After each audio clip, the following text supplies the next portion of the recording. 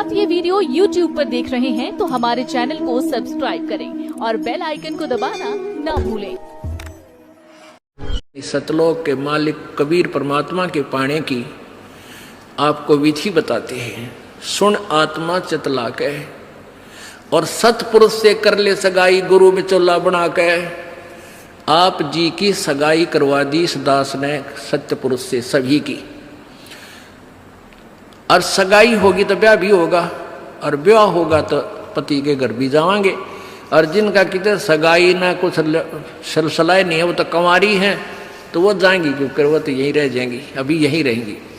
हाँ, लेकिन सभी को चाहिए कि अपना इस तरह प्रोसीजर अपनावें, यानी गुरु की शरण में आवें, परमात्मा से संबंध जोड़े, नाता जोड़े।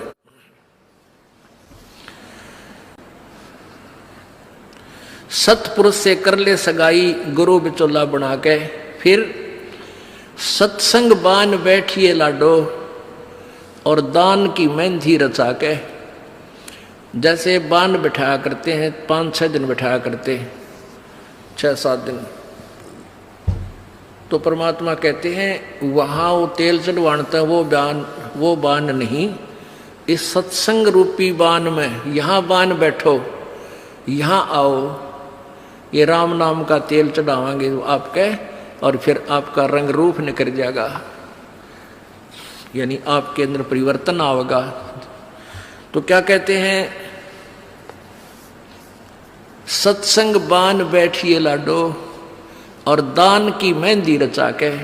ये लाल हाथ करने से कोई लाभ नहीं है, इन हाथों की मेहंदी दान है। 2 पैसे अपनी कमाई में 10वां अंश गुरु को दीजिए और जीवन जन्म सफल कर लीजिए।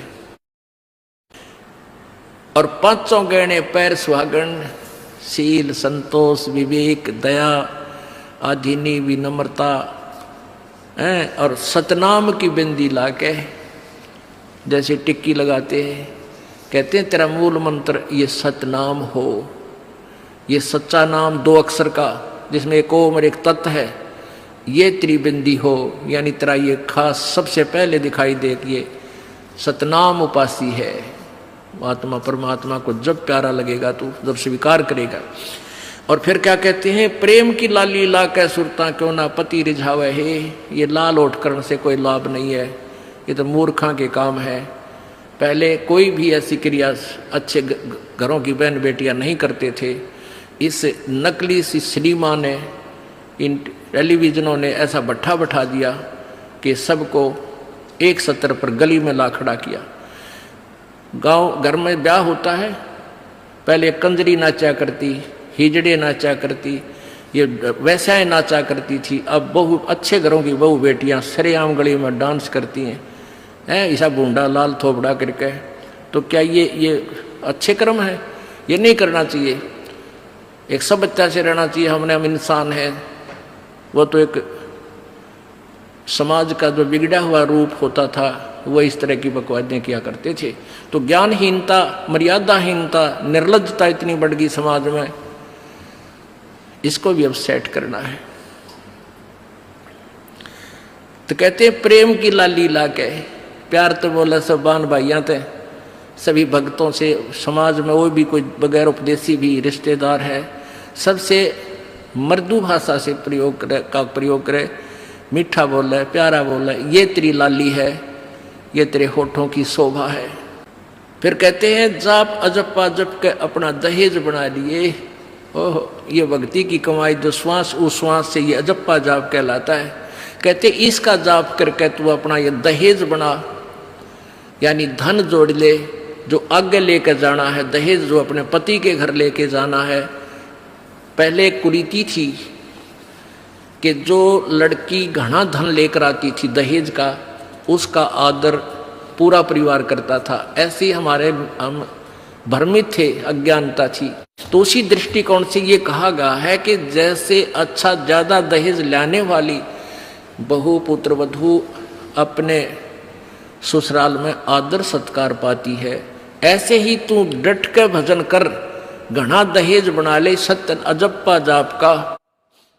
अजप्पा जाप जप के अपना दहेज बना लिए, अनहद बाजा बाजन लागे फिर खुशी बना लिए। ओह, जैसे लड़की का पता लग गया कि आज ब्याह है, लड़की की का आज विवाह है। अब कई बच्चे बकाया करें, न्यू कहेंगे ए तेरी बारात आ गई, और फिर न्यू कहे कोई ना आई क्यों राजी हो रही है, यानी उसने खिजाया करते हैं। तो फिर वो लड़की सोच लेती है बांधन दे ले मौके जाएंगे।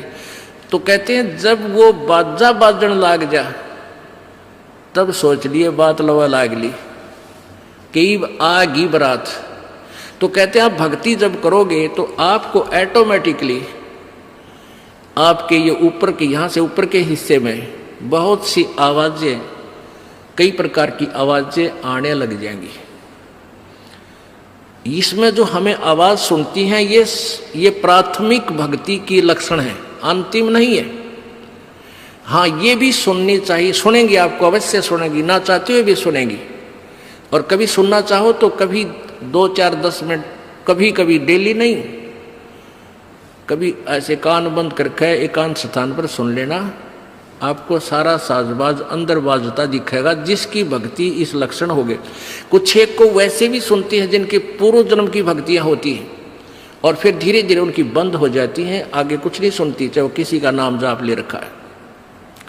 तो वो तो ऐसा सुनना, ये देखना तो ऐसा है जैसे आपने बैंक में कमाई करी की और बैंक में पैसे जमा करा दिए, और उस बैंक की कॉपी ने कभी देखना चाहो तो खोल के देख लो। और ये दूसरे जो पंथ बतावे हैं, ये साधना इनकी नाम गलत हैं और कहते हैं ध्यान लगाओ, मेडिटेशन करो, कान बंद करके, आंख बंद करके, अंदर आवाज सुनो, शब्द सुनो, ये कोई फायदा नहीं। अब जैसे धंधा करता नहीं और बैंक में जब पूर्व जन्म की पहले की जो डिपॉजिट है 20-30 हजार, उसने रोज देखे जाने कहा 20,000 है, और 20,000 में काम तो ना चले, फिर वो निकलवाने भी उसी में तो पड़ेंगे, वो एक दिन जीरो हो जाएंगे। वो तो जैसे आपको ये आभास होंगे किसी भी वस्तु का, जैसे हम हमारी आंखों, आपकी जो भक्ति करते हैं उनकी आंखों के सामने बहुत सी चीजें ऐसे चलती दिखाई देंगी। कभी तो ऐसा आभास होगा जैसे कोई मक्खी आ गई, कोई मच्छर जा रहा है, या कोई ऐसी कोई लाइन सी दिखाई देती है। तो ये आपकी भक्ति की कमाई है, प्रतिफल आपको दिख रहा है। और कई एकादा क्या करे हमारे भक्त, एक बहन भगत भाई आया ने बोला जी मैंने तो आंख दिखा ली, मेरी तो आंखों में डिफेक्ट हो गया। वहाँ क्या हो गया कि आगे बिरानी काला काला दिखे जा, नो देखूं जब भी दिखा, मन तक कई बार डर भी लग जाता है। और डॉक्टर का इसका ऑपरेशन करेंगे, रमा भले आदमी क्यों आंख पड़वावे, ये तेरी भक्ति की कमाई दिखाई दे रही है, तेरी जो बैंक में जमा कराए हैं वो कॉपी में दिखे तेरे को, ये तो भगवान आत्मा ने दिखेंगे बेटा, जिनकी कमाई शुरुआत हो चुकी है। जेता अंजन आंजिए चश्मों में दिखंत न बोला सचमुच में, कहा सचमुच, फिर खुश हो गया रे तेरा गजब भैया। तो ये जो सामने दिखाई देते घबराना नहीं, बहुत से भ्रमित हो जाते हैं क्योंकि बार बार ये दास नहीं बता पाता आपको। तो प्रत्येक सत्संग में आओगे तो कभी ना कभी हर पहलू पर विचार विमर्श दिया जाता है। तो घबराना नहीं है, ये आपकी आंखों के सामने कोई वस्तु दिखाई देगी, वो आप ही बताओगे, दास बताओगा तो तुम झूठ भी बोल दोगे। तो वो आपकी जितनी कमाई है वो अपने आप बढ़ती जा रही है, उसका लेवल बता रहा है। तो ऐसे अंदर आवाजें आएंगी, कई प्रकार की आएंगी, और उनमें से एक न्यारी आवाज आएगी, एक मुरली की आवाज आएगी। और वो मुरली, वो आवाज जो है, जो इसमें पिंड में जो आएगी वो यहीं तक की है, ये महास्वर्ग तक की है। और जो वास्तविक धुन, वास्तविक जो आवाज है वो इस अंड और पिंड से पार है, वो सतलोक में है। वो वहां जाकर आपको वो बात बाहर सुनाई देगी। यानी इस शरीर से एक जब आत्मा भक्ति से परिपूर्ण हो जाती है तो इस शरीर से बाहर भी हो जाती है। तो उसको सुनने के लिए ऐसी स्थिति आ जाएगी अपने आप, जैसे आपका शरीर यहाँ बाहर खड़े हो गए, और फिर वो आवाज़ आपको उस सूक्ष्म शरीर के माध्यम से सीधा कनेक्शन उस सतलोक से हो जाता है। वो परले पार वाली मुरली आवाज़, वो धुन, वो झनकार अलग से सुनाई देती है। फिर सेकंड के बाद आप उसी शरीर में होते, आपको पता भी नहीं कि मैं बाहर गया या अंदर ही था। वो बहुत बाद में जाके बहुत लेटेस्ट स्टेज पे ऐसा होगा। पर ऐसा हो या ना हो, आप जैसे दास बताओ, ये खुराक खाते रहो, रोग कटेगा, ये साधना करते रहो। तो क्या बताया है, जाप अजप्पा जप के अपना दहेज बना लिए और ये अनहद बाजा बाजन लागे, फिर खुशी मना लिए। फिर मान लिए खान तेरी भक्ति चल पड़ी, निकट लागली बात आगे लेने, और यानी बरात आगी। आवे बिरहा कबीर लेने, खुश होकर चालिए और प्रेम की बारिश होने लागे, फिर मलमल नहा लिए। जैसे आपने कल सुना था, बिना प्रेम पावे नहीं चे करोड़ समाधि ला। होय होय। जैसे सूरज के आगे बदरा ऐसे कर्म छयारे, प्रेम की पवन करे चित मंजन झलके तेज नयारे। प्रेम की पवन, परमात्मा के प्रति इतना प्यार उमड़ उमड़ का अब आपके हृदय में रह के, जरा सी बात मालिक की चले आंखें भरे आऊं आपकी, कुछ दिन में ऐसी सतिथि आ जाएगी। तो ये प्रेम की पवन चलेगी। जैसे सूरज के आगे बादल होते हैं तो सूर्य का प्रकाश निष्क्रिय हो जाता है, और जब हवा तेज चलती है बादलों को इधर उधर फेंक देती है तो सूर्य का प्रकाश ज्यों का तो सामने चमक रहा होता है। ऐसे परमात्मा और अपने बीच में, आत्मा के बीच में पाप कर्मों का गरावा यानी बादल छाया हुआ है। इस प्रेम की यानी सब भक्ति जो क्रिया आपकी होंगी, दान करता आदमी को इतनी खुशी होती है उस दिन कोई ठिकाना नहीं। और 10 रुपये चोरी कर ले, आत्मा खुश नहीं हो सकती, चाहे 20 लाख चोरी कर ले। और 10 रुपये, 20 रुपये, 1000 रुपये, 2000 रुपये आप दान करने की चेष्टा करते हो, पहले उमंग भर लेती है, और दान करे पाछो तो न्यारी खुशी होती है। तो ये तो क्या बताते हैं, ऐसे जो सब क्रियाएं आपसे कराई जा रही हैं, इनका उद्देश्य है कि आप में इतनी विनम्रता, इतना प्योर हार्टेड हो जाओ आप कि मालिक के प्रति जरा सी भी चर्चा चला आँखों में पानी आने लग जा, गदगद हो जा। कहते हैं प्रेम की पवन करे चित मंजन, फिर झलके तेज नयारे। तो यहाँ क्या बताया कि प्रेम की बारिश होने लगे, फिर मलमल नहा लिए। यानी ये लक्षण बता रहे हैं, एक भक्त में रह रहकर ऐसे लक्षण आ जाएंगे। एक बुढ़ा आवे मेरे पास, नाम ले रखा उन्हें साल भर से। वो कहता है जी मैं नाम जपन लागू, मैं रोने लग जाऊं, मेरा रोना बंद कर दिया। राम तो रोना शुरू करवावा तो बंद करवाना आवे, ये तेरे भाग जाग रे भले आदमी। नो कहना शर्म आवे, लोग नो कहीं अच्छा आदमी नाम लेने लगे तो माई लोग की सुनेगा तुम्हारी सुनेगा, नो बता। तो इसे वो पुण्यकर्मी प्राणी है, बुढ़ा आदमी 65 साल का होगा, भगवान का नाम मिल गया, पिछले संस्कार से ही होता सारा कुछ। और ईब नो कह नाम लेने लग गया, मैं तो रोने लग जाऊँ। अरे तेरा जी भी भगवान ये सब ने देसा रोना हमारे भगता ने, आँखें में पानी आवे, मालिक की चर्चा हो, ना द्वेष हो, ना राग उठे, ना कोई चोरी करने जी करे, ना कोई जारी करने जी करे, ना बुराई मन में आवे। ये ऐसा जो धुन लग जा। फिर कहते हैं सार शब्द का सुरमा गा लिए, जब पति न भावे। सार शब्द यानी जो असली मंत्र आपको दिया जाएगा वो सुरमे जैसा होगा, वो एक न्यारी आपकी जो है ना पहचान बनेगी, उस पर न्यारी जो है ना अलग से आपकी एक और सुंदरता बनेगी। यानी परमात्मा को आप और उस मंत्र सहित और अच्छे लगोगे जिनके पास ये तीनों मंत्र होंगे। कहने का भाव ये, आदिन्नी की मांग बरा ले तो चलिए नाड़ झुका के, विनम्रता, अभिमान खत्म हो, विनम्रता आवे, और सबके साथ प्यार से बोले, आकड़ नहीं पाड़े। ये लक्षण हो जाने चाहिए आपके अंदर। आदिन्नी की मांग बरा ले, ये जो मांग आप सिंदूर डालते हैं, ये आदिन्नी तेरी मांग है। और चलिए नाड़ झुका के, यानी नम्रता से रहना, नाड़ झुका के चलना, नम्रता से पेश आना। और संत समागम बरातरी तन ले जावेगा ब्याह के। अब ये सत्संग रूपी बारात है, आत्मा को यहीं से श्रृंगारा जाता है, यहीं से इसको तैयार किया जाता है, ज्ञान सुनाया जाता है।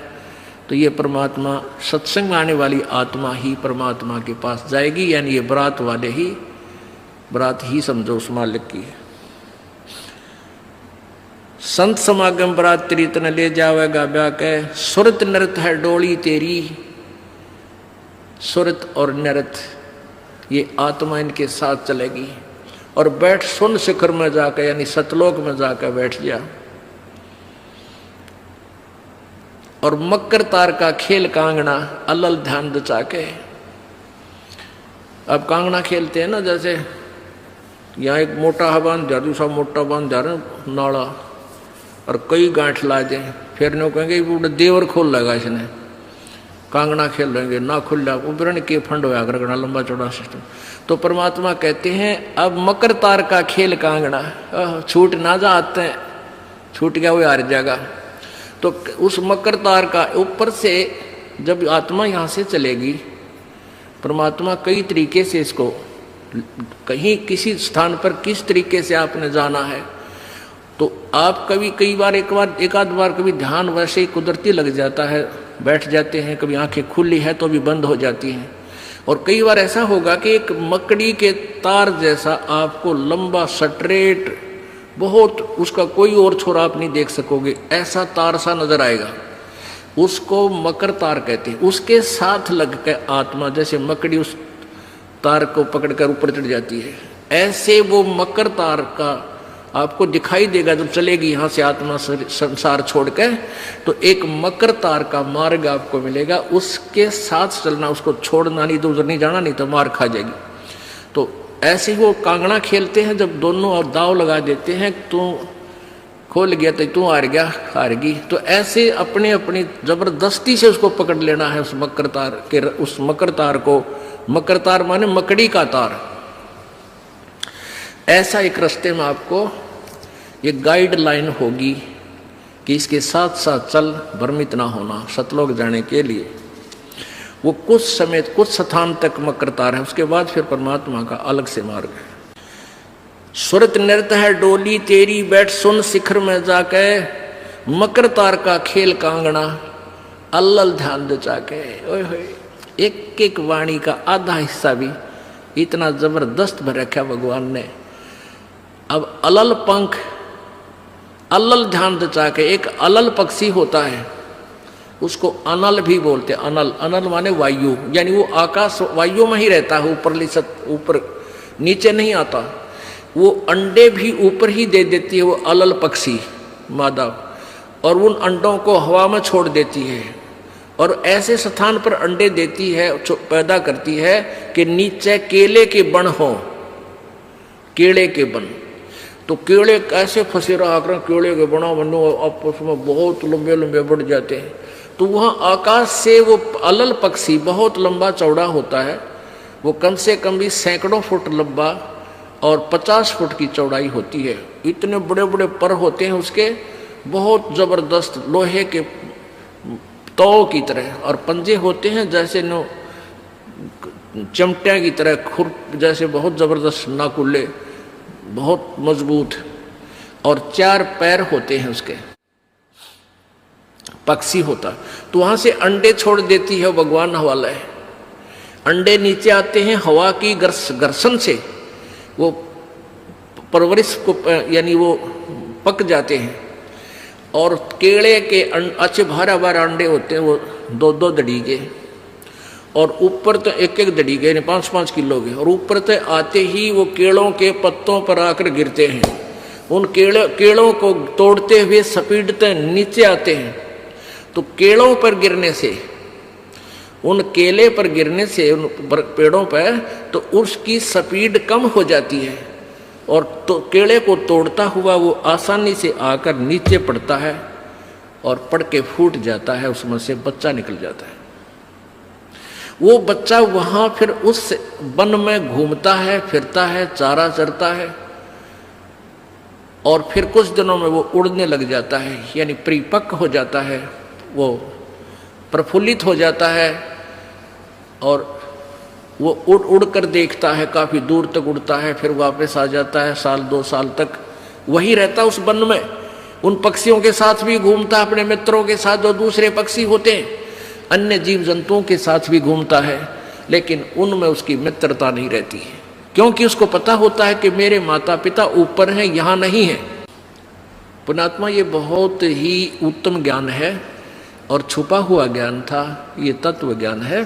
इसको समझाने के लिए बहुत से उदाहरण आपके समक्ष पेश करने पड़ते हैं ताकि आत्मा अपने परमात्मा की तरफ आकर्षित हो जाए। आपने कैसे रहना इस संसार में, ये अलल पंखी के अलल पक्षी के बच्चों की तरह।